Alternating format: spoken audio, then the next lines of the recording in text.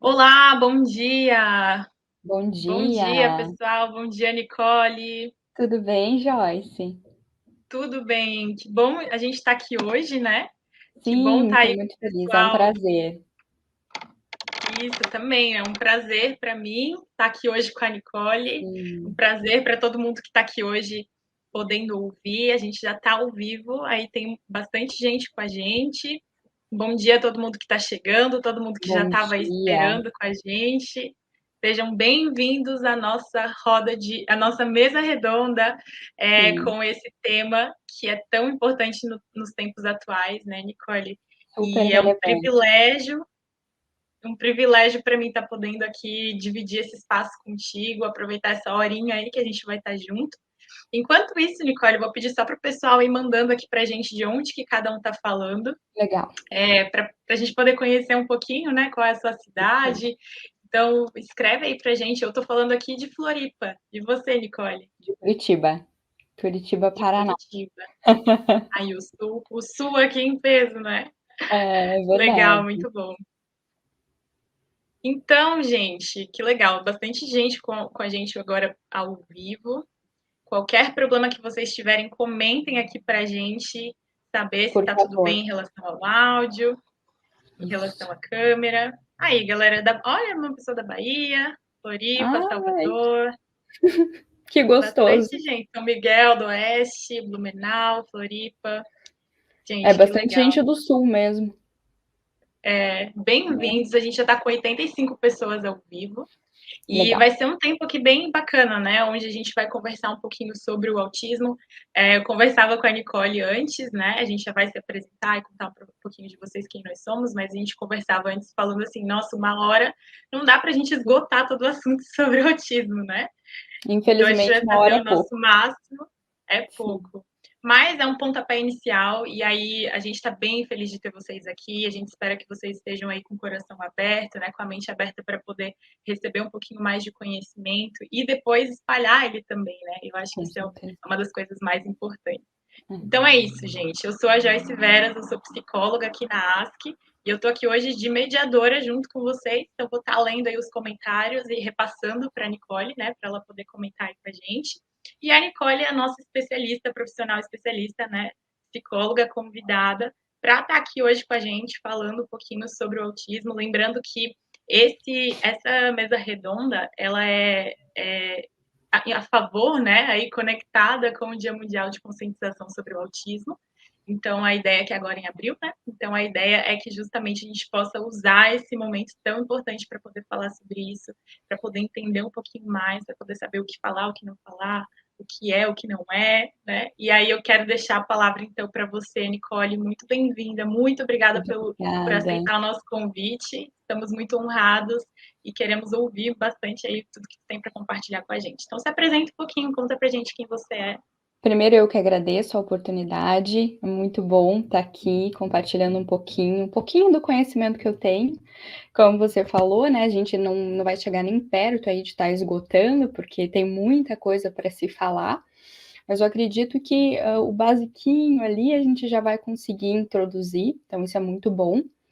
E meu nome é Nicole, como a Joyce já falou, eu sou especialista em autismo, em neurociência, em análise do comportamento aplicada, e eu comecei a trabalhar com autismo ainda na época da faculdade. Então, eu comecei a trabalhar em escolas, com a parte da inclusão, e fui me apaixonando. Então, eu fui buscando cada vez me aprofundar mais, né, direcionar minhas especializações aí para o autismo. Então, como eu falei, eu espero que meu conhecimento contribua pelo menos um pouquinho.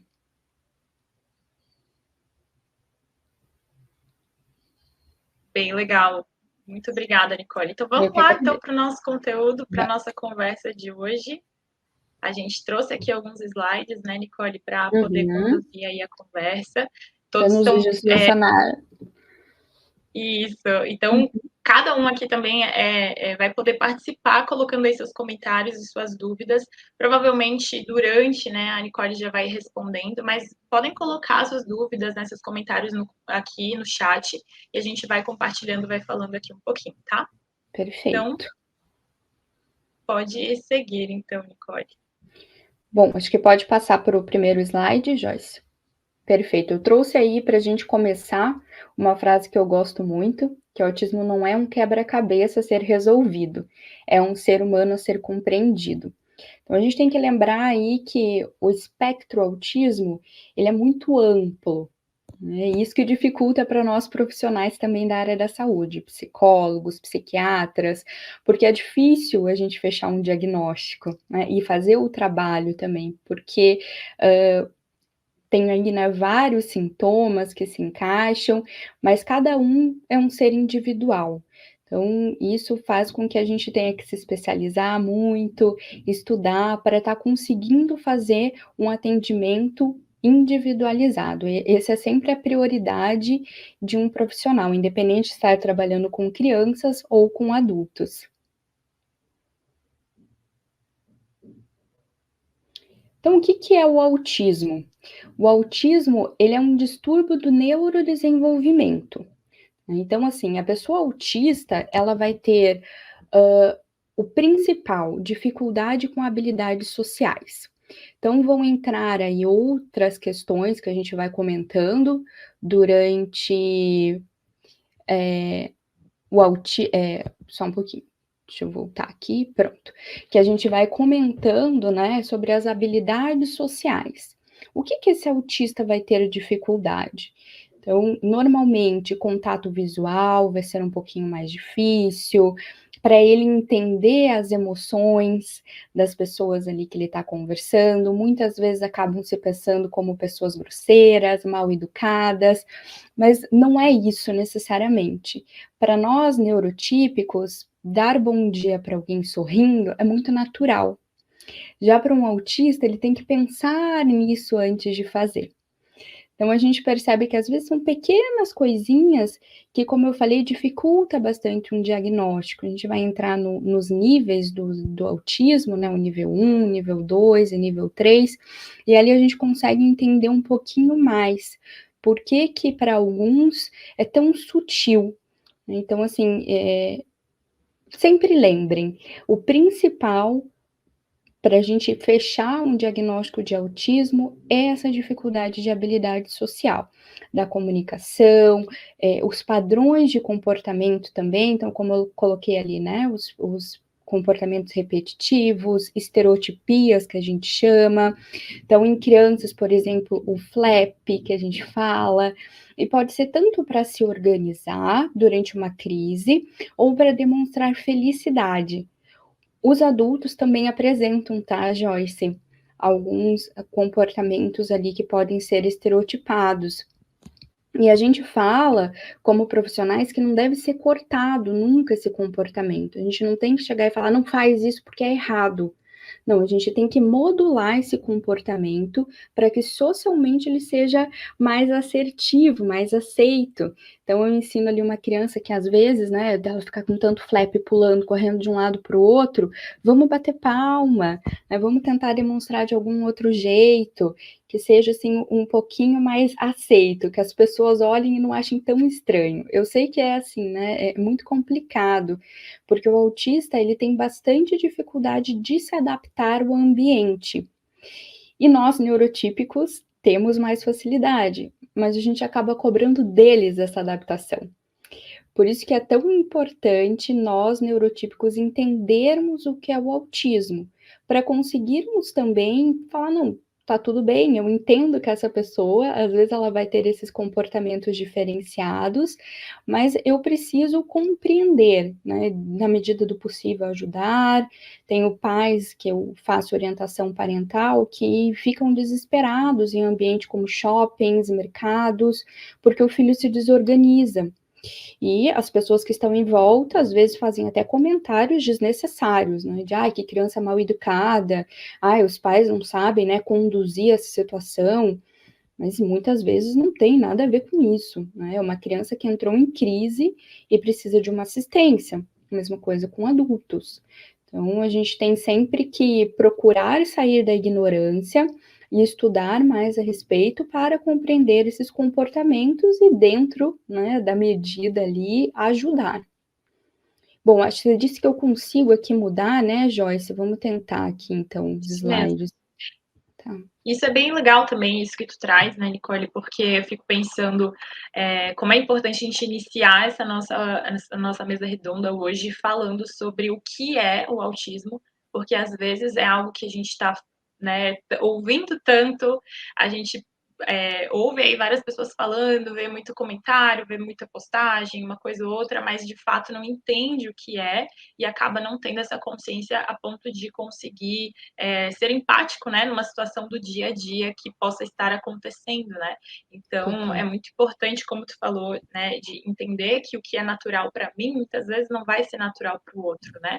Ainda Exa mais numa pessoa que tem uma condição, né, de uma condição fisiológica, né, que é diferente da minha. Então, claro, né, todos nós somos diferentes, mas tem sim. algumas condições diferenciadas, né, que aí acabam gerando comportamentos diferentes do que eu acho que é o normal para mim, né?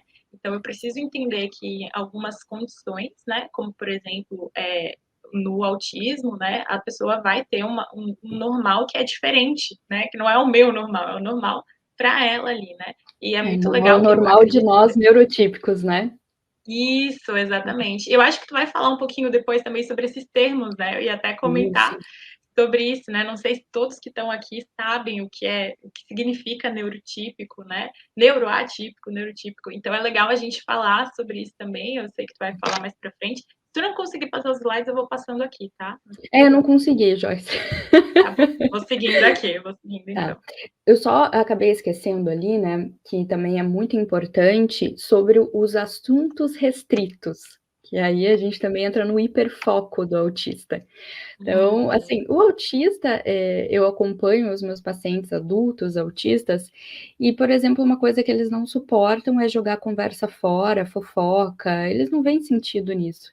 Mas por que que eu vou sentar num bar e ficar ali falando sobre qualquer assunto, sendo que não é relevante para mim? Então, normalmente, eles têm assuntos que eles estudam muito e gostam de se aprofundar, que é o que a gente chama do hiperfoco. Algumas pessoas, às vezes, pode ser até hiperfoco em animais, em pinguins, dinossauros, eles esgotam esse tema, vão até o limite. E quando eles estão num hiperfoco, que pode ser no trabalho também, tá? Pode ser nas coisas que eles fazem, que às vezes eles gostam tanto que eles não conseguem desligar, e esse é um problema que a gente tem que cuidar, porque pode entrar no burnout, crise de ansiedade, enfim. E se eu falo sobre qualquer outra coisa, ele não vai querer saber. Ele vai querer falar sobre aquilo que ele está focado, né? Então, isso também é uma característica aí bem relevante. E que muitas vezes as pessoas não têm empatia e falam, né? Nossa, que cara chato, ou que pessoa chata, que só quer falar sobre isso. E não consegue ter um jogo de cintura ali para conseguir ter um pouquinho de paciência. Bom, agora a gente vai para os conceitos, né? Que são aí esses vários nomes que às vezes as pessoas acabam se confundindo. Então, o autista, que hoje em dia é o que a gente mais usa nessa nomenclatura, ela é o que os autistas levam como referência, o que eles gostam, tá? E o que é mais natural de ser chamado. Então, esses outros termos, como neurotípico, neurodiversidade, é mais usado por nós profissionais, muitas vezes, tá? Então, vamos pensar aí. Acho que saiu dos slides, Joyce. Voltou. retornou. Deu? Foi, né? Foi. Tá, perfeito. Então, vamos começar ali pelo neurotípico. Como a Joyce já explicou, né? O neurotípico somos nós que não temos não temos autismo. Já o transtorno do espectro autista é a nomenclatura usada por nós profissionais a grande maioria das vezes, que é o TEA. Tá? E a neurodiversidade é essa ampla gama de todas as neurodiversidades. Então, pode chegar um pai de um paciente meu e falar: Nicole, o meu filho está se enquadrando, né, no neurodivergente, nesse quadro. Ele pode ter, essa criança, um TDAH, ela pode ter altas habilidades, não necessariamente autismo. Tá? E o neurotípico, que não, geralmente se refere a pessoas que estão no espectro, que também pode ser neurodivergente. Tá? Então, assim, o neurodivergente também é correto falarmos como um neuroatípico, não está errado. Mas, como é muito mais fácil, né, como falei, a gente falar autista, não tem problema nenhum. Não é considerado uma ofensa para eles, muito pelo contrário. Tem alguma dúvida, Joyce? Eu não sei se o pessoal mandou alguma dúvida sobre os conceitos. Por enquanto não, mas já fica aí a sugestão, né, para todo mundo que quiser poder comentar aqui, se vocês sabiam, né, que existiam esses termos. Até pouco tempo atrás eu achava que se você chamasse, assim, de autista diretamente a pessoa, né, poderia ser ofensivo. Então, como é legal a gente poder conhecer, né, o conhecimento, ele realmente liberta, né, então Por isso poder que eu saber falei, é né, importante. não é nada ofensivo a gente chamar uma pessoa autista de, né, autista. Eles, hoje em dia, acabam, claro, né, quando sai de negação, quando aceita o diagnóstico. Então, para eles não é uma ofensa, podem ficar bem tranquilos, assim. Legal. E é bem importante ressaltar que o que causa autismo? Os estudos, a gente não tem ainda certeza absoluta, né, do que causa. É uma mistura aí que eles acabam falando que pode causar o autismo.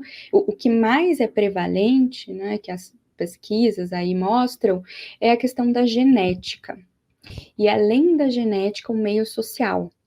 Porque o ambiente, ele sempre vai influenciar o nosso comportamento.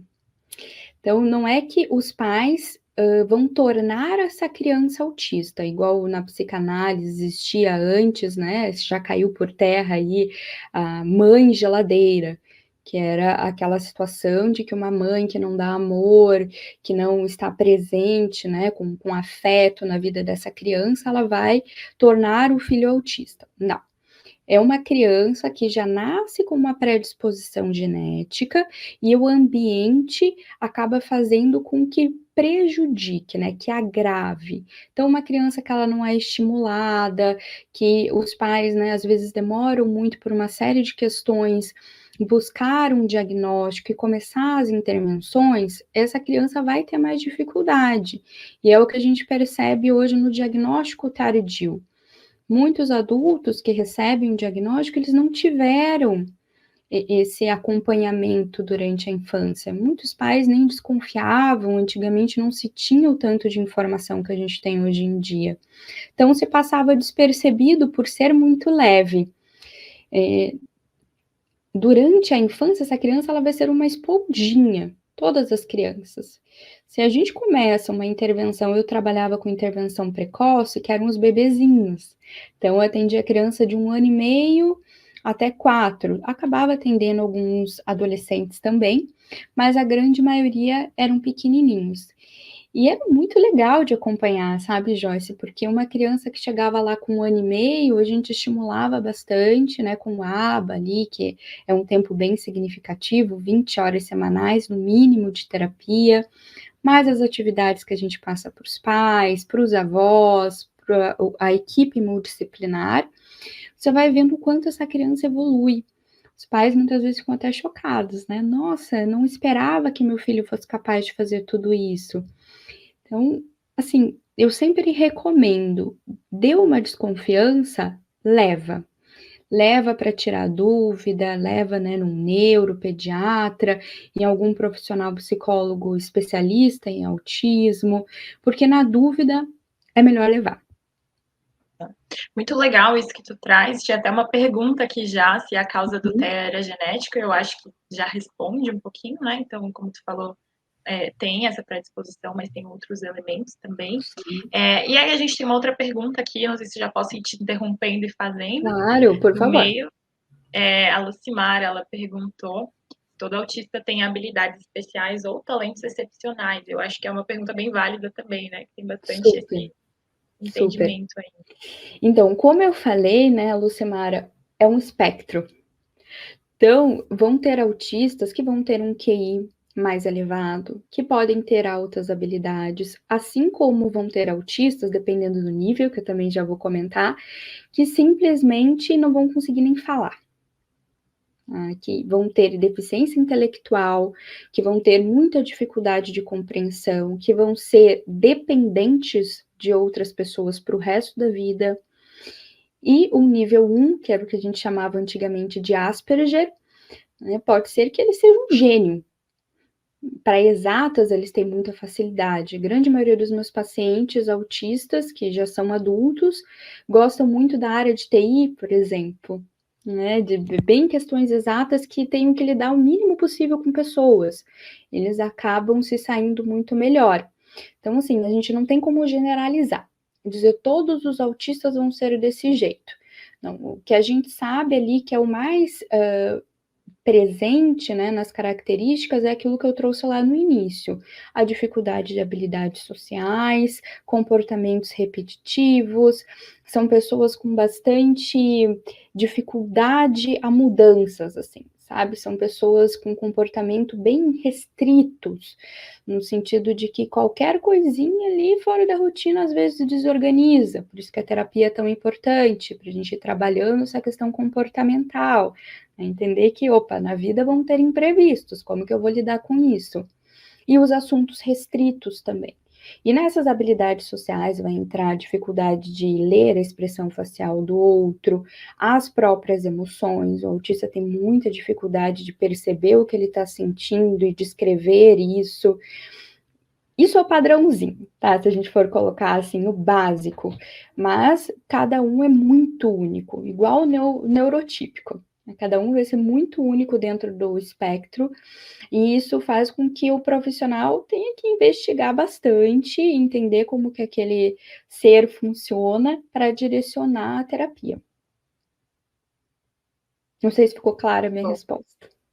Eu acho que sim. A gente tem várias perguntas aqui que estão chegando também, Tá. e à medida que a gente for seguindo aqui os slides, a apresentação, a conversa, né, a gente vai abarcando aqui algumas perguntas. Se alguma não for respondida, a gente retorna ali e eu leio vocês aí a pergunta que vocês colocaram, tá bom? Mas Então vamos agora a gente seguir. vai para os níveis, né, de autismo, que também é uma dúvida muito grande, e a gente entra num pouquinho o que eu falei agora recentemente, né, respondendo à pergunta, que é o nível 1 é o autismo mais leve.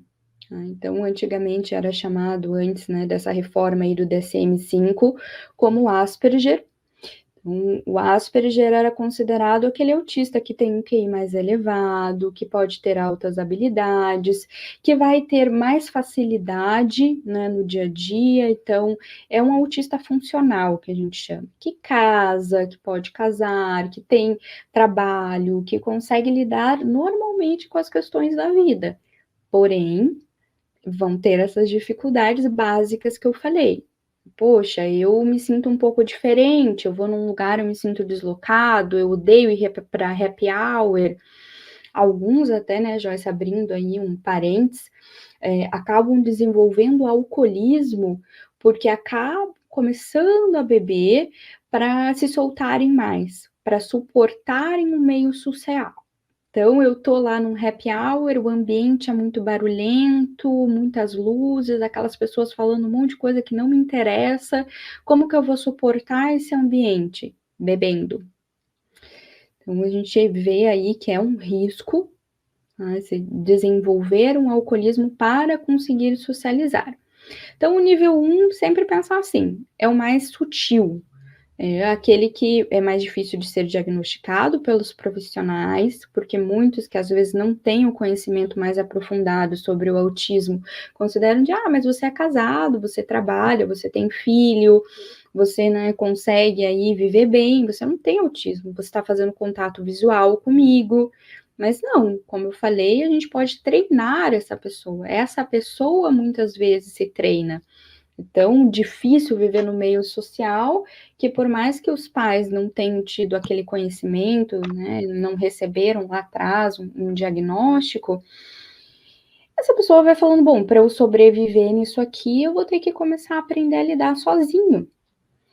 E E a terapia, mesmo na fase adulta, ela traz essa possibilidade de vamos treinar a comunicação, vamos treinar como que você pode também estar se né, compreendendo, se aceitando, vendo que você tem as tuas limitações e que tá tudo bem.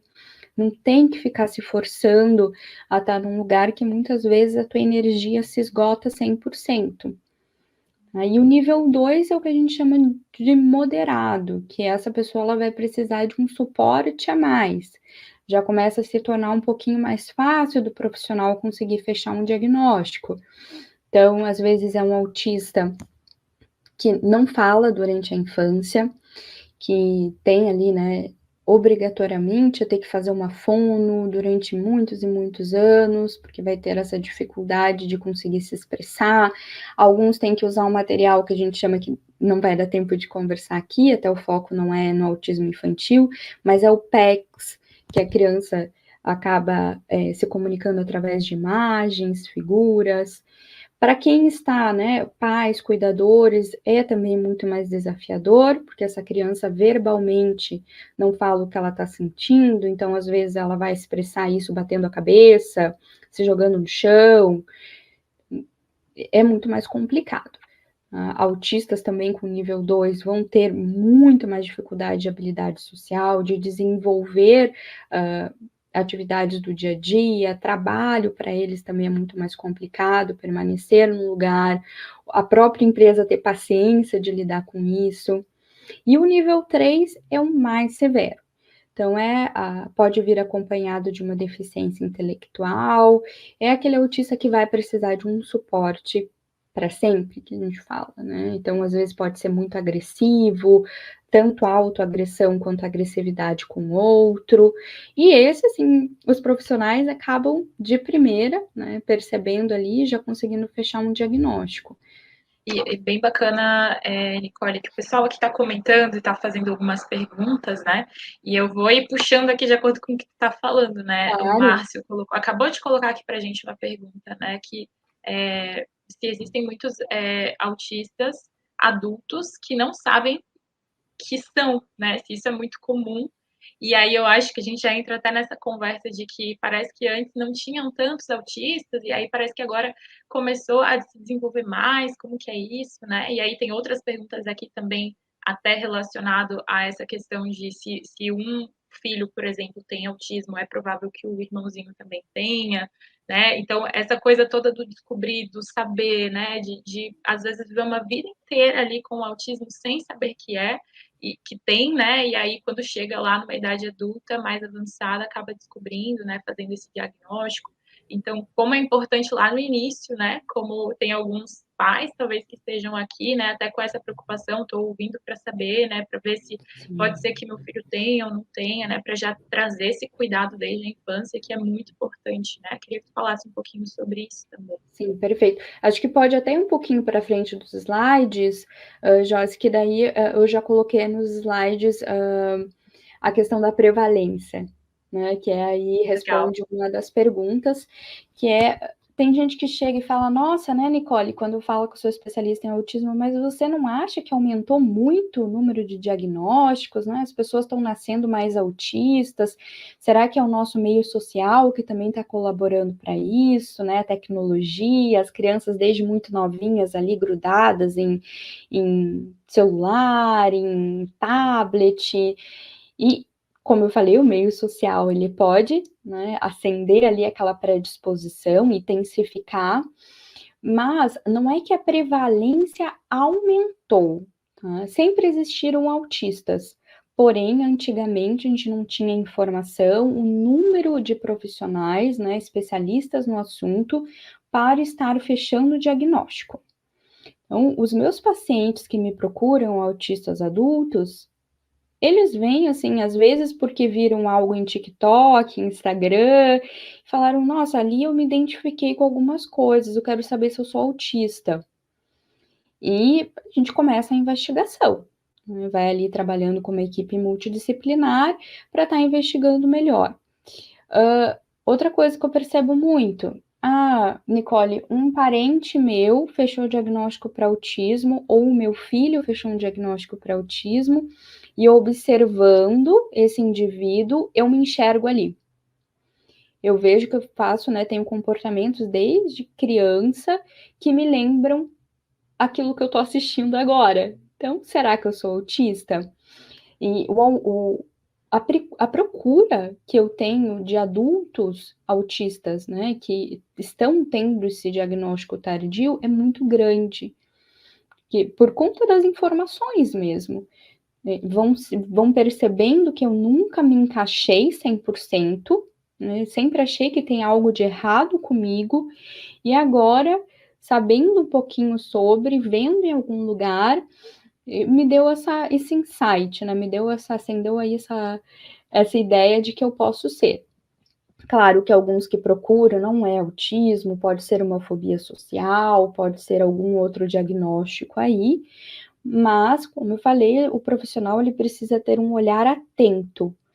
Por isso a importância de procurarmos profissionais capacitados para isso, porque às vezes, infelizmente, ainda, né, terapeutas, médicos que são mais generalistas, às vezes essa sutileza de alguns comportamentos eles não conseguem perceber que pode estar aí se encaixando. Então, assim, como eu coloquei ali de novo, casos leves são os mais difíceis de um profissional leigo aí estar percebendo. Então, acho que a questão da prevalência eu consegui responder aí um pouquinho, e aí pode pular para o próximo, que daí a gente já responde a próxima pergunta também. Legal. Então, aqui eu comentei um pouquinho com vocês, mas vou reforçar que é importante o que né? Quais são os sintomas que essa pessoa, as características que ela tem que podem definir como um autista, né? Encaixar essa pessoa no diagnóstico. Então, deixa eu até já te interromper, Nicole, para já incluir aqui uma pergunta que a Alessandra colocou aqui para a gente, que eu acho que vai ter bastante a ver com o que tu vai trazer a seguir, né? Se existem exames ou testes para detectar. Então, como que faz, né? Um checklist, é uma máquina que a pessoa entra, né? Como que funciona? Porque quando a gente fala de psicoterapia, de questões, né, de saúde mental, é muito complexo, né? Quando a gente fala de DSM, né, de distúrbios da mente, né, é muito complexo, porque nem sempre a gente tem ali um exame laboratorial, né, que você vai ali e faz, e como que funciona no autismo também. Eu acho que quando tu trouxer esses tópicos aqui que tu vai falar, né, sobre esses sintomas, talvez já possa incluir isso para a gente poder responder a Alessandra também. Com certeza não. Ótima essa pergunta da Alessandra, que é uma dúvida bem frequente, e não existe exame, por isso que dificulta tanto. É diferente que eu vou num cardiologista, né, e ali a gente faz uma bateria de exames, ele facilita muito, ou qualquer outro profissional. Dentro da psiquiatria, da neurologia e da psicologia, é através da anamnese que a gente chama, que é o bate-papo. Então, tem testes que normalmente eu encaminho para um neuropsicólogo, que ele vai conseguir, né, através de testagem, aprofundar um pouco isso, que é, assim, super importante. É um processo um pouco mais custoso, demorado, aí uns 3 meses, custoso também financeiramente, mas que quando o paciente tem, né, condições de investir nisso, eu sempre peço. Quanto mais completo um diagnóstico, Joyce, melhor. Tá? E o que seria esse completo? Com maior número de profissionais capacitados, porque, como eu falei, é através da conversa. Dificulta muito para a gente. Algumas informações podem, às vezes, né, vir de uma maneira meio vazia, ou a pessoa fala, Nicole, eu não lembro nada da minha infância. Eu não consigo lembrar se eu conseguia ali interagir ou não, se eu tinha dificuldade, se eu preferia ficar com adultos, que normalmente crianças autistas preferem estar na presença de adultos. Então, assim, a gente é necessário, sabe, investir nisso. Se eu tô com essa ideia de que talvez eu seja, buscar um neuropsicólogo, buscar um especialista, né, um psicólogo em autismo, um neuro, ou um psiquiatra, né, que são os profissionais aí que vão poder fechar um laudo mais completo, que vai facilitar até o caminho a ser percorrido, de buscar os próprios direitos, de conseguir se entender mais também, porque essa avaliação neuropsicóloga ela é bem completa, então o psiquiatra pode estar lendo com mais calma, o psicólogo, e a gente vai nessa equipe multidisciplinar conseguindo lidar melhor com a situação. Então, exames não existem, mas a gente consegue fazer, sim, um diagnóstico bacana com essas ferramentas que a gente tem. Porém, às vezes pode demorar um pouquinho mais, né? Porque o profissional ele tem que estar muito certo do que ele está fazendo, porque é um ser humano, né? A gente vai impactar muito com um diagnóstico. Então, assim, como eu falei, pode ser outras questões que às vezes lembram um autista, mas não necessariamente autismo.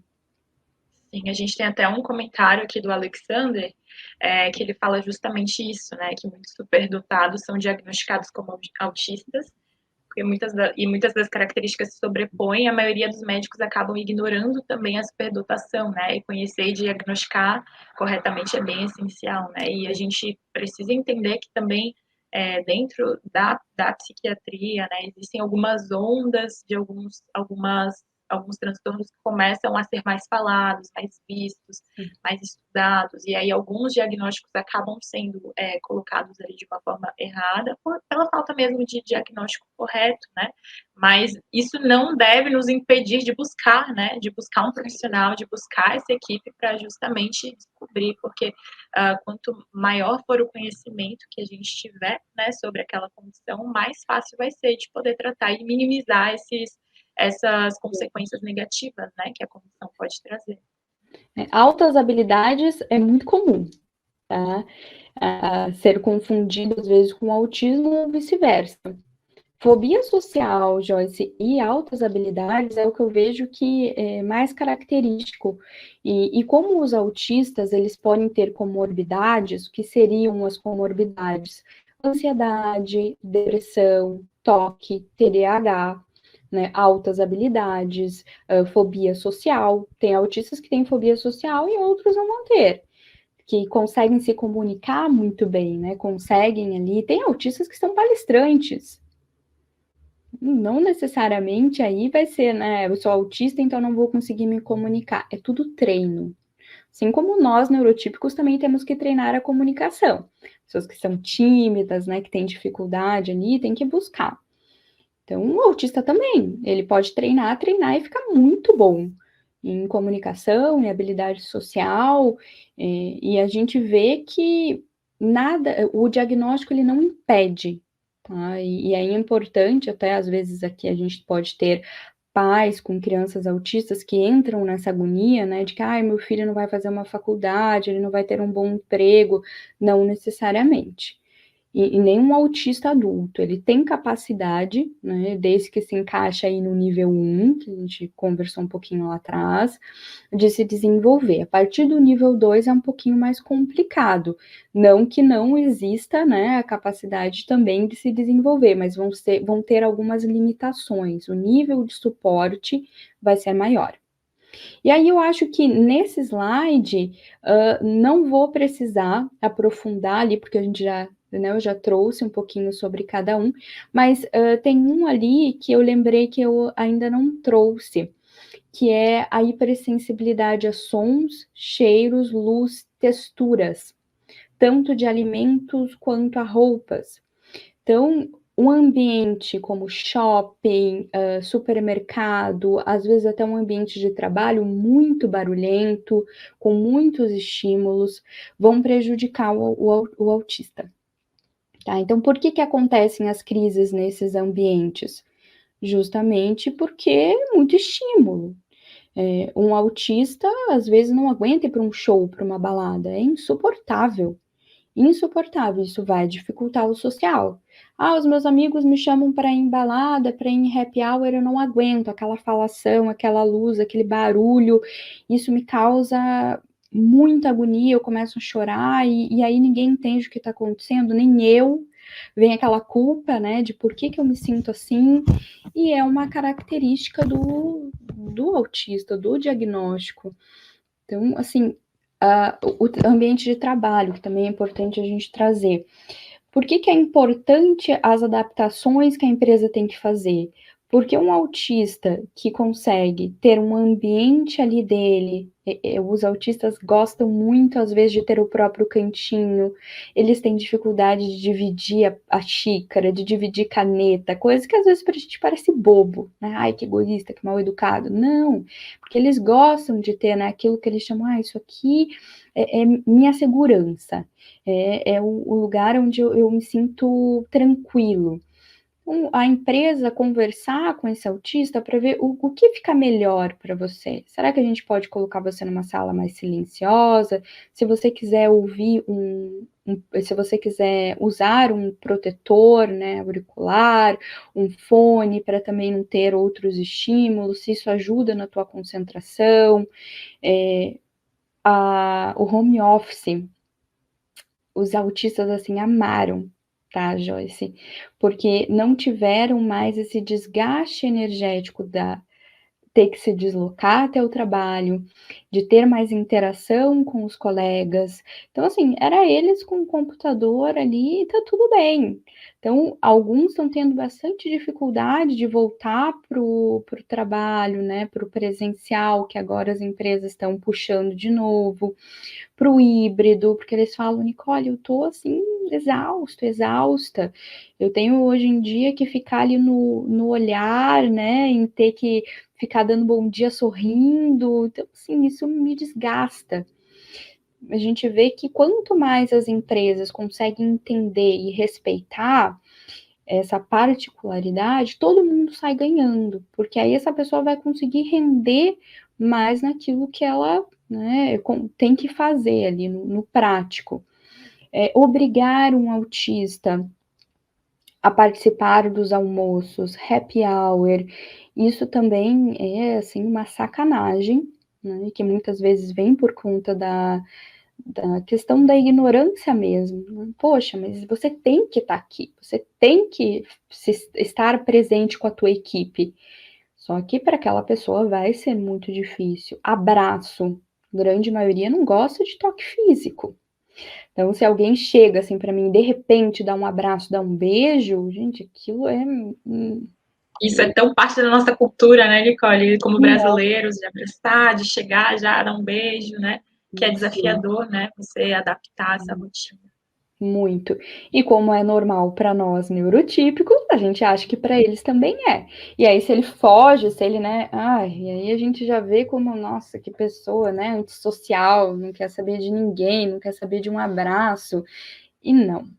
Porque eles realmente vão preferir estarem mais sós, mais no cantinho deles, tá? E alguns, como eu disse, tá tudo bem, vão conseguir abraçar, ou vão ter figuras que eles vão gostar de demonstrar mais afeto, às vezes, né, marido, mulher, mãe, pai, filhos, não vão ter essa dificuldade. Mas com pessoas estranhas, para eles por que um estranho tá me tocando? Então, assim, texturas de alimentos também é importante. Crianças e até adultos podem ter seletividade alimentar.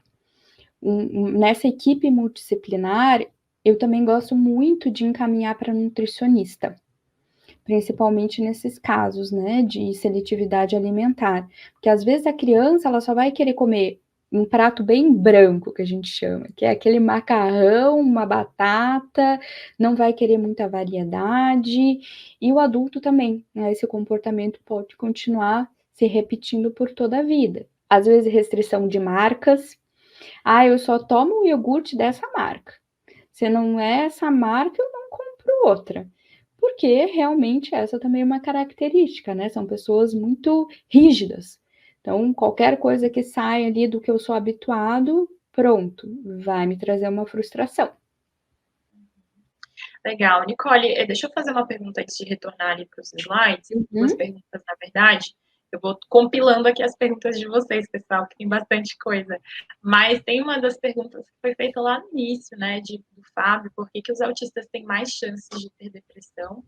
E aí eu já quero conectar com essa parte que tu estava trazendo, já introduzindo o trabalho, né? Então, falando de autistas que já estão no mercado de trabalho, de como as empresas precisam e devem se adaptar, né?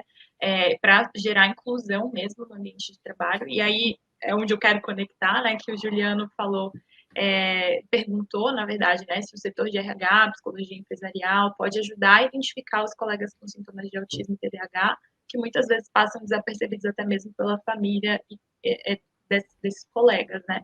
E aí eu fico pensando em por que eu juntei essas duas coisas, né? Fico pensando, enquanto tu estava falando, de quantos desafios diários uma pessoa com autismo enfrenta, né? Então, no trabalho, né, na vida familiar, na vida social. Então, são vários desafios e como isso pode culminar, né, na prevalência de uma depressão também, né? Então, como que a empresa ela pode auxiliar essa pessoa para que ela esteja minimamente saudável, o que for papel da empresa, né? O que for papel da pessoa, né, individual, ela vai poder buscar, é claro, mas existem papéis que a empresa precisa também exercer, né? Até que ponto que a empresa pode auxiliar? Sei que depois a gente vai falar um pouquinho ali das leis também, né? Do que cada um tem direito, mas até que ponto que a empresa tem essa influência, né? E justamente para evitar, por exemplo, quadros de depressão ou até mesmo de um burnout, por exemplo, né? Que está relacionado diretamente ao trabalho. Perfeito. A depressão, ela é tão prevalente nos autistas, a depressão e a ansiedade, principalmente pelo meio social. Então, como muitos se sentem deslocados, exige muita energia deles no dia a dia para lidar com o social, isso pode deprimir.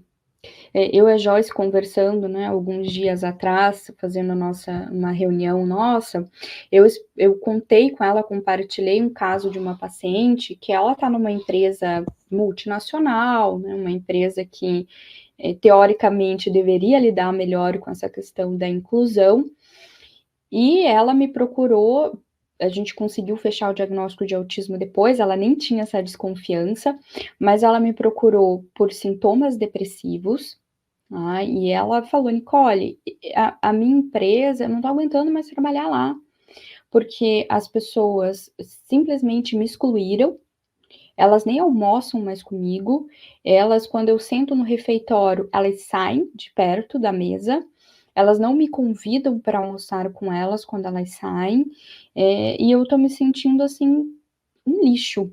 Ela falou, né, tô me sentindo uma pessoa nada querida, sinto que não tem mais sentido eu estar aqui, né, tenho muita dificuldade de fazer amigos, convivo só com a minha mãe e com uma outra amiga. Falou, então eu não sei o que está acontecendo de errado comigo. Será que eu sou uma pessoa chata? Será que eu sou uma pessoa... Então começou a gerar uma série de questões com ela, né, no sentido de que eu não sou amada. E a gente vê aí que são pequenas coisinhas que não é que ela era mal educada ou que ela não tinha as qualidades, mas sim que o meio onde ela estava também não compreendia. E aí a gente vê como que depois a gente, né, com o diagnóstico, entrou em contato com a empresa, com o gestor, e a gente foi fazendo essa troca de que você precisa entender um pouquinho mais como que a gente pode estar orientando esses profissionais que estão próximos dela para que consigam, né, não precisa amar a pessoa, né? Mesmo neurotípicos, às vezes a gente não vai conseguir ter uma convivência excepcional, não tem uma identificação pessoal, a gente precisa respeitar. A gente precisa, né, fazer ali o mínimo do mínimo para que essa pessoa se sinta acolhida. A gente não pode simplesmente, não sei lidar e paciência, não quero, né? Vamos excluir a pessoa que lide. Não, a gente precisa entender a maneira que aquela pessoa se comunica. Normalmente eles vão ser mais diretos que os neurotípicos. Então, quanto mais conhecimento a gente tem, mais fácil se torna essa convivência durante o trabalho, né, Joyce? E os gestores, a empresa como um todo, os colegas que estão próximos de um autista, o RH principalmente, tem que saber, né, tem que se aprofundar no que é e sempre procurar sentar com esse autista.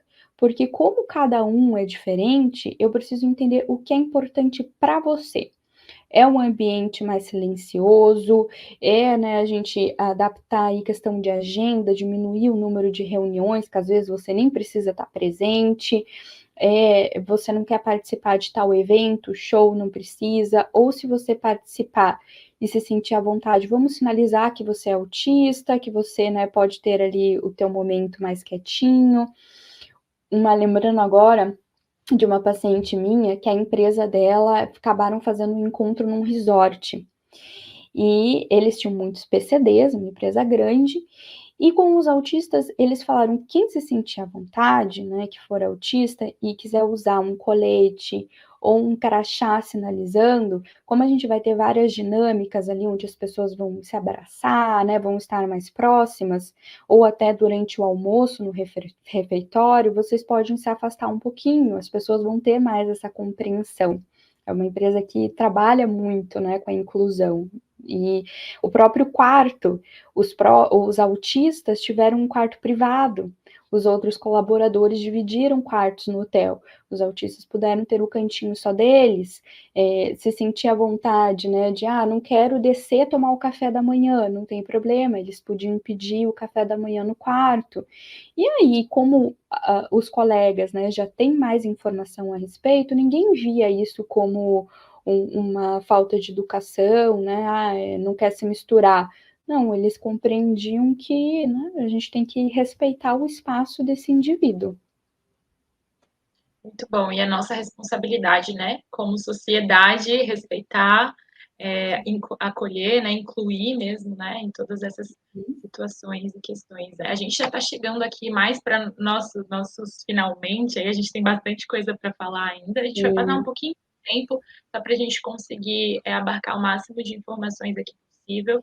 A gente, infelizmente, não vai conseguir responder ou ler todos os comentários, se você ainda quiser, tiver alguma dúvida mais pontual que a gente não responder até o final, depois a gente vai ter um forms também de pesquisa de satisfação, que se você quiser, você pode colocar até o seu contato ali, que a gente também responde depois, tá? Mas a ideia é que também, né, mais para frente a gente consiga ter outros encontros para falar sobre isso, então é um pontapé inicial. Mas algo muito importante é a gente falar sobre os direitos, né, Nicole? Eu acho que é um tema essencial, falando disso que a gente já estava falando agora, né, sobre a sociedade, sobre o respeito, sobre a inclusão, né? E tem muitas coisas que já são garantidas por lei. Claro que existe sempre a dificuldade, né, de poder garantir, mas é muito bom que já tem esse apoio de alguma forma. Né? Com certeza.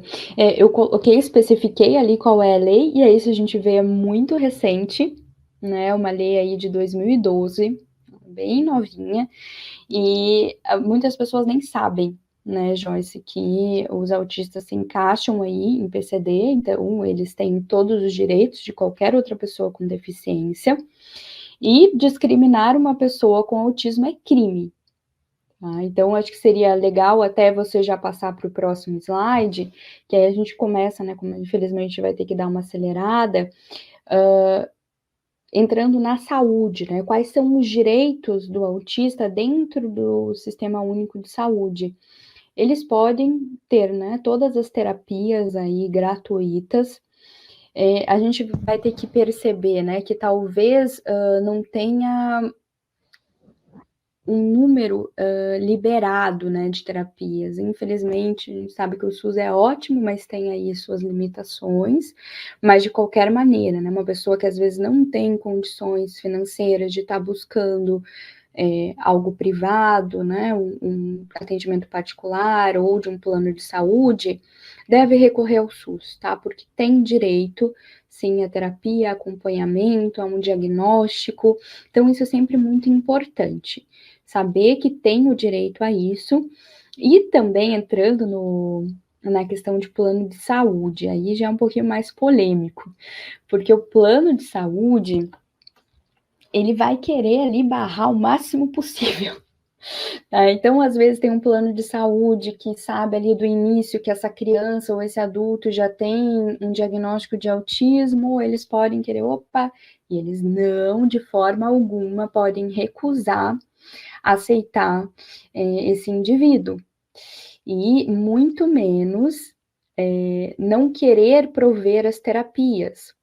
Porque a terapia particular, dentro do ABA, que é o que a gente recomenda, né, análise do comportamento aplicada, que é o que tem estudos científicos que realmente funciona com autistas, ela é cara, tá? Por quê? Porque a ABA funciona a partir de 20 horas semanais, é o mínimo. Se você vai numa clínica de autismo, principalmente aí clínicas infantis, e eles falam, a gente aqui atende ABA. Tá, legal. Quantas horas o meu filho vai ter disponível de terapia? 3 horas, não é ABA. Vai ser sim aí um acompanhamento terapêutico, mas não vai ser ABA. ABA são 20 horas semanais no mínimo. Também muitos pais não têm esse conhecimento. Aí acabam falando, meu filho tá fazendo ABA lá na clínica tal. Quantas horas tá fazendo? 5 horas, 2 horas, às vezes 1 hora. Não. Ele pode estar tendo sim um acompanhamento, né? Pode se desenvolver, mas não é o ABA, que é o que a gente sabe que é o ideal. E o plano de saúde, ele não quer proporcionar 20 horas semanais, é custoso para eles.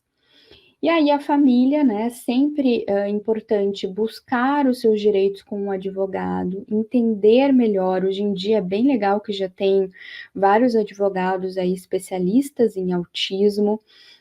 Recomendo até que os pais que tiverem interesse entrarem, e adultos também, né, que têm o diagnóstico, procurarem no Google podcasts, tem alguns podcasts bem legais sobre os direitos dos autistas, assim, saberem o máximo possível de informações, porque aí eles vão recorrer, né, àquilo que eles têm de benefícios. Então, passando para o próximo.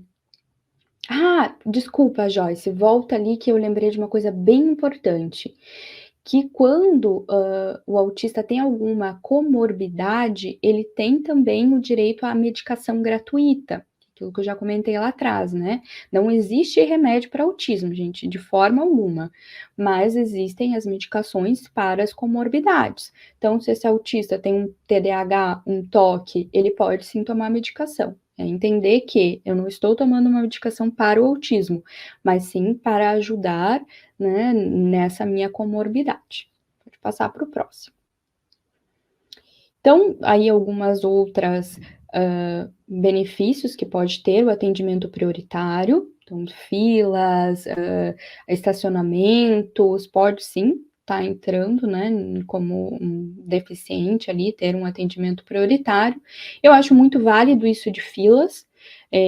Uma criança, às vezes, não vai conseguir se regular, ainda tem muita dificuldade de esperar, pode entrar em crise no meio do supermercado, ou seja lá de onde for. Então, os pais terem acesso a isso, nossa, acaba colaborando aí muito, né? Evita um estresse. Isenção de impostos para aquisição de veículos, então também tem aí uma porcentagem que entra como PCD, vagas de estacionamento, como eu já falei, transporte, tá? Tem o direito ali de sentar numa vaga preferencial, dependendo da renda salarial também não precisa pagar passagens, então também vale a pena dar uma olhada nisso. Direito à prestação continuada, impostos de renda e inclusão escolar. E também eu quero falar rapidinho, a inclusão escolar, os pais têm que estar bem ligados nos direitos, né, dentro da escola, porque dependendo do nível da criança, pode ter um tutor, que a escola mesmo tem que providenciar. Eu trabalhei anos aí em escola como dentro da inclusão escolar, então a gente tem que ter esse cuidado sim com uma criança autista. Se os pais querem trazer um profissional privado para dentro da escola, às vezes algumas escolas ficam resistentes, né? De, opa, é alguém que eu não conheço aqui, mas ela tem que aceitar também. E nunca, jamais, uma escola deve se recusar a matricular uma criança autista, tá? Isso é crime também. Pode passar para o próximo. E aí do mercado de trabalho, que é também importantíssimo, as empresas têm que, né, dependendo ali do número de funcionários, é por lei, aceitar um número de PCDs, e essa empresa, ela deve sempre incluir, então não é só colocar lá um PCD e deixa num cantinho e tá tudo certo, né, tô cumprindo a lei, show. Não, Ele precisa, de fato, estar incluindo no dia a dia.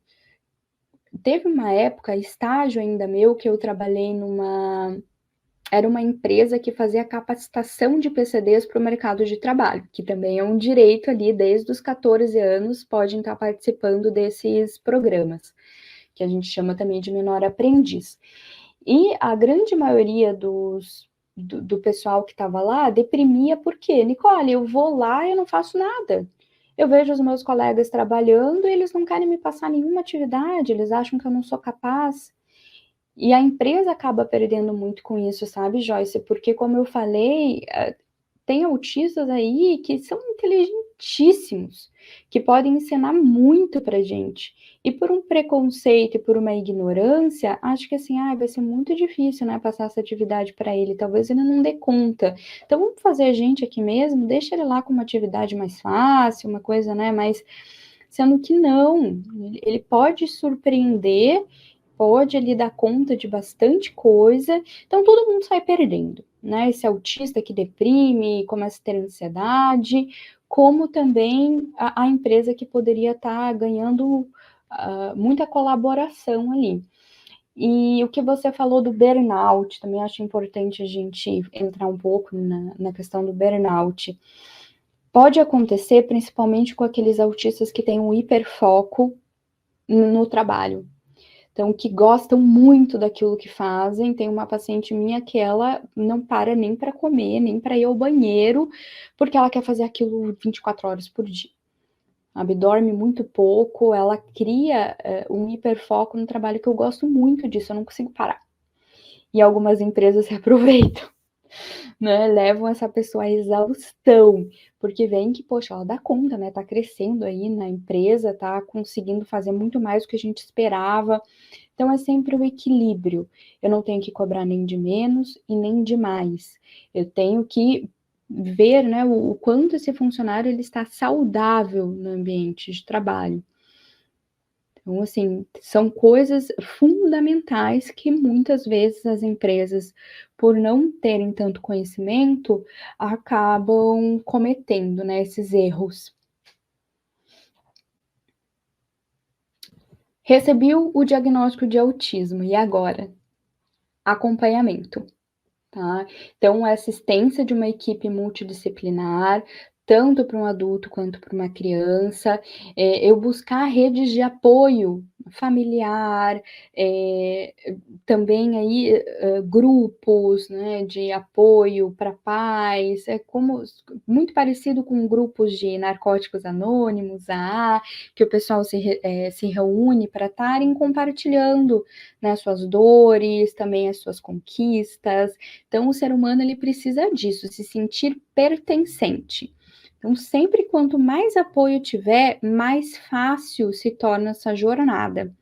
Né? É muito difícil, principalmente para os pais, conseguirem, acho que a gente pode até passar para o próximo, lidando com a descoberta do diagnóstico dos filhos. Normalmente, quando os pais engravidam, a gente sabe, né? Não se deseja ter um filho com uma deficiência. Tem aquela idealização do filho perfeito. E aí eu descubro que o meu filho é deficiente, meu filho tem autismo. Começa a vir aquela morte do filho ideal.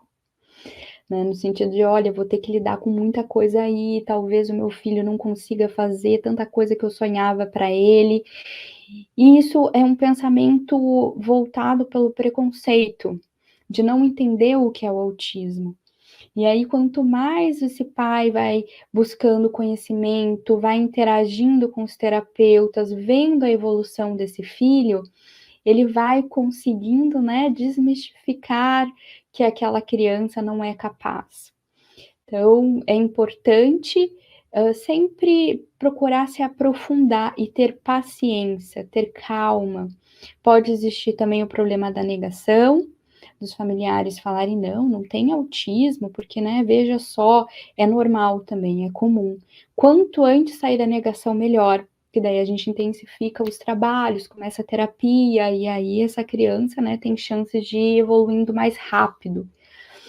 E, de novo, né, falando ali que o quanto mais você tiver uma rede de apoio, melhor, porque é muito difícil, né, os pais, principalmente as mães, que alguns pais, né, acabam passando ainda muito essa responsabilidade mais para as mães, eu vi, assim, que estavam num nível de exaustão extremo. Era muito difícil para elas, então eu recomendo, tem um filho autista? Faça terapia. Busque, né, ajuda psicológica, porque vai precisar, senão esse cuidador adoece. E se eu sou um cuidador e eu adoeço, como que eu vou cuidar do outro?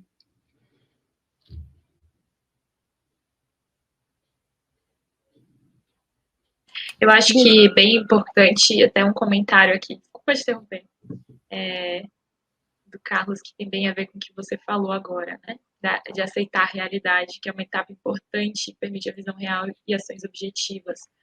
E é importante não só, por exemplo, para o pai, né, que tem a criança ali, para a mãe, né, para o familiar, enfim, mas também, como você trouxe agora, né, para a própria saúde mental. Eu amo um exemplo do avião, né, de que você, antes de você colocar a máscara na criança ou no idoso, né, se acontecer ali alguma questão de pressurização no avião, você primeiro precisa colocar em você para depois você poder ajudar.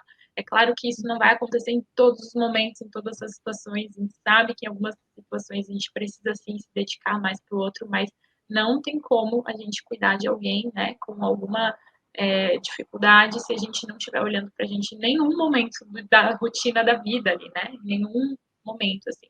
Então é desafiador e quando a gente fala ali, por exemplo, do trabalho, existem direitos que os pais têm, né, no trabalho também, né, de, por exemplo, sair mais cedo, né, que a gente não citou aqui, mas existem de horas diferentes, né, ali, né, porque justamente pensando nessa ideia de que existe o desafio também para os pais, né, desse acompanhamento. Então, se a criança faz esse atendimento ABA, por exemplo, são muitas horas de terapia, né, Nicole? E acaba dificultando mesmo uma rotina, e aí tem tantas outras, estava comentando comigo por fora aqui, né, tantas outras rotinas que acabam incluindo aí essa família, e acaba sendo muito desafiador mesmo, né, então é muito importante a gente olhar para isso também, né. Com certeza, a empresa sempre apoiar, né, Joyce, entender é até triste, porque algumas pessoas têm que sair do mercado de trabalho, se isentar de algo que é importante para a gente também, para estar dando conta dessa rotina pesada, né, com a criança ali de tantas horas de terapia. Então, quanto mais a empresa colaborar no sentido de que não, né, os profissionais também emitem um relatório, um laudo para estar levando para a empresa entender a importância e o número de horas que aquela criança vai estar fazendo de sessões, entender que vai lá, né? É importante também para você estar cuidando do teu filho, e trazendo, né, Joyce, para a gente finalizar, independente de ser um autista, né, uma criança, que os pais têm que lidar com toda essa, ou cuidadores, com todas essas dificuldades da criança, o autista adulto também, entender que tem uma série de dificuldades, sem sombra de dúvidas, mas é possível ter qualidade de vida. E quanto antes eu buscar ajuda, eu aceitar, é melhor. Então a terapia, ela é fundamental justamente por conta disso, eu entender as minhas limitações e buscar, às vezes, mudar os meus comportamentos ou dinâmicas aí, como eu falei, um curso de comunicação, outras coisas que a gente vai percebendo juntos. Então, invistam nisso. Me surgiu aqui que talvez eu tenha autismo. Procura um profissional. Talvez não seja o autismo, mas independente do que for, ter o apoio é sempre bom. Seja um apoio, né, de uma psicoterapia, um apoio de alguma outra especialização, mas é importante. Legal. A gente tem muitas perguntas aqui, até respondendo a Lia Grace, né, que ela quer ali a mesa redonda 2, para a gente poder responder todas as perguntas, mas eu vou pegar aqui pelo menos 2 perguntas, a gente já está no finalzinho, a gente está com 180 pessoas, mais ou menos, aí junto com a gente, um pouquinho Legal. mais. Então, queria agradecer todo mundo que está com a gente até aqui. Lá no início, a gente falou que seria muito difícil em 1 hora, né, a gente conseguir Total. abarcar todos os temas. A gente trouxe, né, a Nicole trouxe aí para a gente um apanhado geral mais amplo para a gente conseguir começar essa conversa, né? Não significa que a gente precisa encerrar aqui. E até tem algumas perguntas a respeito de legislação, de outras coisas nesse sentido, que eu e a Nicole também, né, orientamos vocês a buscarem, né? Hoje em dia a gente tem muito acesso à informação na internet, então vamos usar isso a nosso favor, né? Procurar sites oficiais, né, que possam estar trazendo ali informações de relevância para a gente, né? Não buscar só assim, não confiar no Instagram e outras redes sociais assim, sem usar sites oficiais. Então, quando a gente fala de legislação, tudo já está ali colocado, né? Tem acesso na internet, né? Então, a gente pode buscar, tá? Mas eu vou fazer aqui vou trazer uma outra pergunta. Não sei se quer complementar, Nicole. Até pode, tá, Joyce, recorrer a podcasts, a Instagrams, mas sempre de olho se é um profissional capacitado para aquilo. Então, ir buscar o CRP, ou se for um médico também, né? Digita no Google, né? É tão simples ali. A gente hoje em dia tem acesso a tanto para ver se aquele profissional realmente é confiável. Porque às vezes são pessoas que nem entendem do assunto e estão ali soltando umas coisas que eu olho e falo, meu Deus do céu, tanta gente que daí acaba acreditando nisso. Sabe? Então, assim, a internet ela realmente pode trazer muito conhecimento, mas sempre cuidando das fontes. Sim, muito bom, é isso aí. E tratando de legislação especificamente, né, você pode pesquisar ali e encontrar mais informações, né? Sim. A Magda perguntou pra gente se o autista tem muita dificuldade de aceitar a autoridade de outras pessoas. A gente tinha ali a listinha, né, mas a gente não chegou a falar sobre isso. Pode comentar um pouquinho, Nicole? Sim, dependendo do autista tem. Aí a gente fala ali dentro da psicologia que é o senso de razão aumentado. Algum deles vão ter essa característica, que é essa rigidez de que a minha opinião está correta, do outro não. Então, o jeito que eu faço as coisas é melhor do que do jeito que a outra pessoa faz. Eu tenho rigidez em aceitar, né? Eu montei um material, igual eu e a Joyce, a gente foi montando juntas ali os slides. E aí eu falei para ela, muda o que você achar necessário e vice-versa. Para um autista fazer isso, é assim o fim. Normalmente são aquelas pessoas que tentam passar toda a responsabilidade para elas. Deixa que eu monto aqui os slides, deixa que eu faço, né? Eu monto aqui tudo sozinho, joga para mim que eu faço. Eles preferem, às vezes, ter um trabalho, né, dobrado ali, mas eles estarem no controle do que eu ter que aceitar a ideia do outro. Assim, porque eu sei que eu vou fazer melhor. Então, isso é uma coisa que a terapia trabalha, né? De que, opa, peraí, isso daí não é excesso de controle, né? Isso não é, às vezes, você tá achando que dá conta de uma coisa que você não vai dar? Será que não é legal também você aprender com o outro, deixar o outro trazer a ideia dele?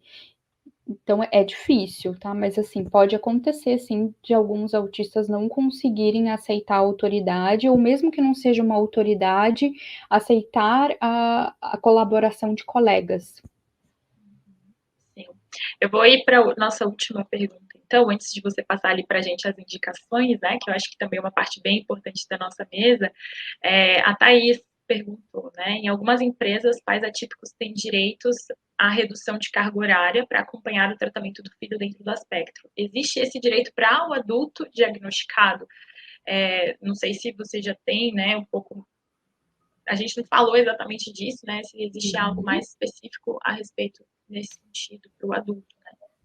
Então, o adulto, se ele conseguir, né, através ali de um diagnóstico bem preciso, também solicitar aos profissionais laudos, né, por isso que eu falei que é tão importante lá no início ter um complemento, ele pode sim conversar com a empresa, tá, e falar, olha, eu preciso fazer terapia, né, eu preciso ter aqui hoje a minha consulta com o meu psiquiatra. É tudo questão de bom senso, né, Joyce? Como a gente falou, a empresa também tem que entender que realmente, né, ele tem aí dificuldades, ele precisa dessa assistência, e o autista também. Entender que, opa, não é sempre que eu vou estar podendo ali, porque a carga horária de terapia de um autista adulto é totalmente diferente de uma criança. Então, vão ter aí, eu tenho adultos autistas que fazem sessão comigo 2 vezes por semana, alguns que fazem 1 vez por semana e outros que fazem a cada 15 dias, sessões de aproximadamente 50 minutos. Então, assim, a carga horária, ela é diferente. Então, não vai poder, assim, ter o direito de se ausentar como um pai de uma criança autista. Entendi, muito bom. Legal, gente. Obrigada, Nicole, por esse esclarecimento. Eu que Obrigada, agradeço. pessoal, que está pedindo aí também a mesa redonda 2. Vou Vamos para as adorar. indicações, então, para as sugestões, que eu acho que são coisas importantes para a gente continuar depois aqui dessa nossa conversa, né? Manter o assunto vivo, né? A gente não deixar morrer só porque acabou abril ou porque acabou aqui a nossa roda, né? Mas que seja um tema não só para aqueles que têm, né, filhos ou que possuem, né, o diagnóstico de autismo, mas para todos nós, né, quanto sociedade, como é importante a gente ter esse conhecimento, é um privilégio para a gente estar falando aqui, trazendo conhecimento para todos, né, para todos que puderem e quiserem entender um pouquinho e repassar depois. Então, vai lá, Nicole. Eu trouxe as sugestões das minhas leituras assim favoritas, tá? Que é o que eu busco indicar para os meus pacientes, para colegas que querem entender um pouquinho melhor, porque são livros que não têm uma linguagem tão técnica, que a gente consegue aí mesmo, nas pessoas que não sabem muito bem sobre o assunto, são leituras gostosas. Então, o cérebro autista, pensando através do espectro, que é da Temple Grant, inclusive ela tem um filme bem bacana, ela é autista, e aí ela conta a história dela, ela é um nível 2, então é um nível um pouquinho mais complicado ali, então quem tiver interesse, eu não me recordo o nome do filme dela, mas é só digitar ali no Google Temple Grant que já vai achar também o filme, que é bem bacana. É um filme que mexe com as nossas emoções, assim, sabe? É um filme, não é um filme leve, mas que vale a pena. Simplificando o autismo para pais, familiares e profissionais, então também traz bastante conhecimento aí, um pouquinho mais geral para gente. O meu favorito, o autismo no adulto, quando a gente está falando sobre o autismo dentro, né, daí de um diagnóstico tardio, de um adulto que foi escrito por psiquiatras, então eles trazem aí um pouquinho mais da questão técnica, de uma linguagem bem compreensível, e o autista humano à sua maneira, um novo olhar sobre o autismo. Esse também é excelente. Todos foram escritos por autores não brasileiros, né? Porque normalmente a gente tem que recorrer aí material. No Brasil ainda tem pouquíssimos livros assim, escritos, né? O do Tiago Castro, ele é brasileiro, agora os outros não. A grande maioria dos profissionais são mais americanos, lá já tem bastante pesquisas, aqui ainda a gente está um pouquinho raso. Que legal, Nicole. Eu acho que temos bastante conteúdo aí para poder continuar estudando, aprendendo um pouco mais. Nós, quanto ASC, estamos aqui disponíveis também para conversa, né? Sejam as empresas ou as pessoas que estão aí. Vou passar aqui para o próximo slide também, mas antes, tirem aí um print, tirem uma foto dessa tela para vocês poderem utilizar depois, para poder... Já tirei aqui minha fotinho aqui para eu poder dar uma olhada depois nesses conteúdos, né? Porque a gente sempre tem o que aprender, né? Sempre tem algo que a gente ainda não conhece, ou então que a gente lê de novo e fala, nossa, nem tinha percebido isso aqui antes.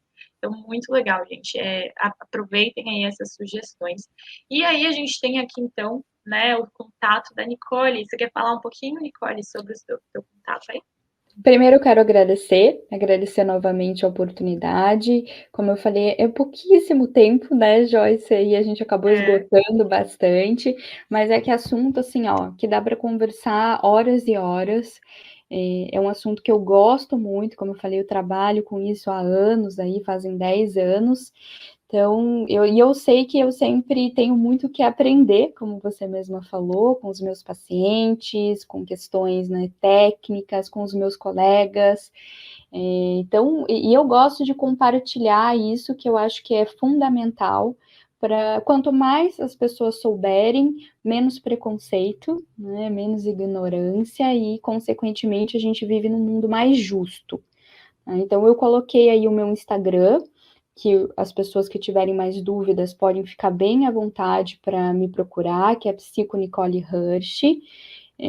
Mandem as perguntas de vocês por lá, se sentirem à vontade, que aí eu vou respondendo. Como você falou, a gente tem muito ainda o que falar, né, Joyce?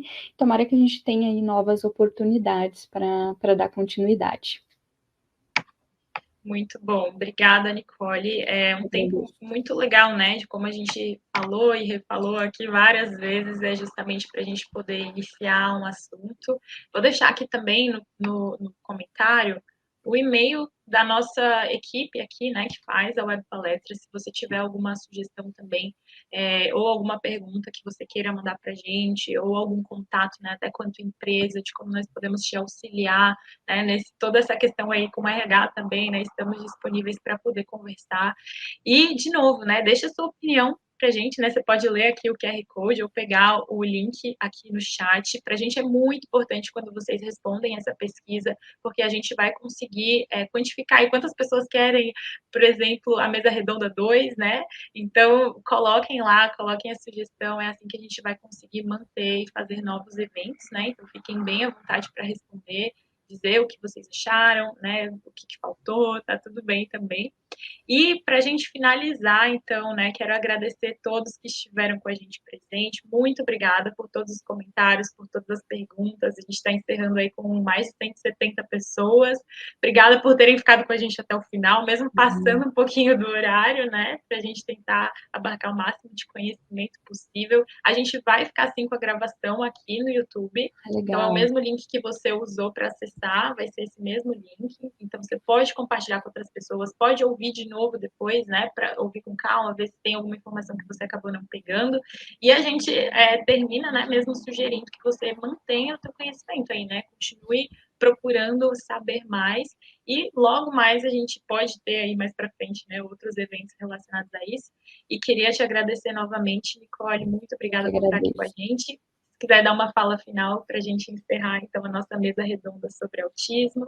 Uhum. Eu agradeço a todos, tá? Como você mesmo falou, são várias pessoas, e eu fico muito grata, fico muito feliz de ver o quanto as pessoas estão buscando saber mais sobre o assunto, né, Joyce? Acho que isso é muito gratificante, a gente saber que, independente aí da situação, de estar no espectro ou de terem, né, familiares, pessoas que às vezes não sabem nada sobre, eu quero entender um pouquinho melhor, eu quero ajudar pessoas que estão aí ao meu redor, seja no ambiente de trabalho, ou às vezes, como eu falei, uma criança que está em crise no mercado, né, ao invés de julgar esses pais, eu falo, você precisa de ajuda? Tem alguma coisa que eu possa fazer por você?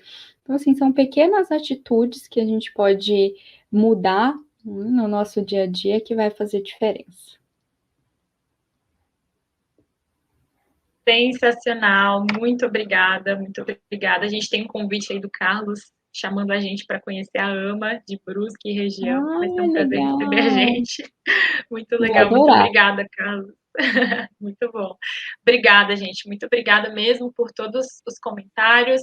A gente vai encerrando por aqui. Em breve, espero que a gente se veja em outros eventos. Um abraço para todos vocês, uma ótima semana. Novamente, obrigada, Nicole, Eu e que um abraço para agradeço. todos. Obrigada. Abraço. Até Tchau, mais. tchau. Até mais.